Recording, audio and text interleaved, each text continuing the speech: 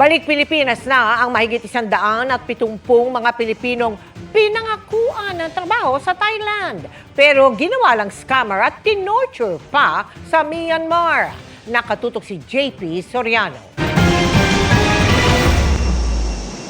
Mula Pilipinas, nag-chartered flight ang ilang Philippine officials papunta sa Thailand para sunduin ang mga Pilipinong ni-rescue mula sa mga scam hub sa Myanmar. Narito nga po ang DFA at OWA upang sunduin po ang mahigit 170 na Filipino na biktima ng human trafficking. Sila po yung pinakamalaking batch na mapapauwi ngayong taon. Dahil ipinuslit pa Myanmar, Thailand pa rin ang huling tatak nila sa passport at lumalabas sa record na overstaying na. Pero pinayagan silang umalis agad sakay ng sundong chartered flight. Kabilang sa kanila si Rose, hindi niya tunay na pangalan. Kwento niya sa akin, nirecruit silang mag-asawa sa pamamagitan ng isang messaging app para mag-call center agent sa Thailand. Sa Hong Kong muna siya inilipad noon bago ilipad sa Bangkok, Thailand at isakay sa bangka pa Myanmar. Tinorture po nila kami ng asawa ko dun sa isang room. Tapos no food intake po ng halos 1 linggo po. Tuloy raw ang pananakit sa kanila kahit nang malaman pang buntis na si Rose. Tinutukan po ako ng barel.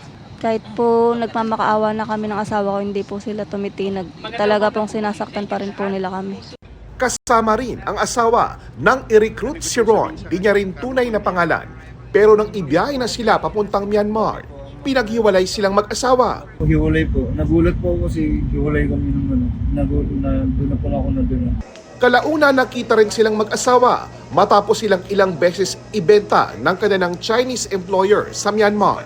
Para walang taka, sinunog ng Chinese boss ni Ron ang kanyang passport. Makaawa na po ako sa Chinese na sana makalabas kami. Hindi po ako ipinayagan. Ang ginawa po, binenta ulit kami. Yun po ako nangyari. Binenta kami sa kabilang part po.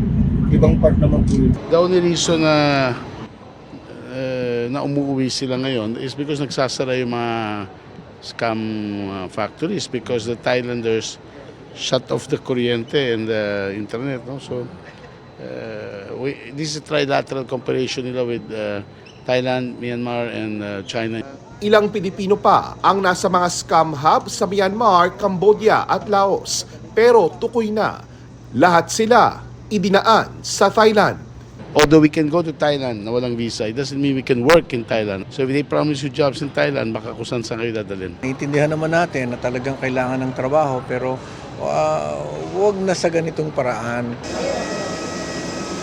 Pagbalik nila sa Pilipinas, hininga na sila ng mga sinumpaang pahayag para makasuhan ang kanilang recruiter.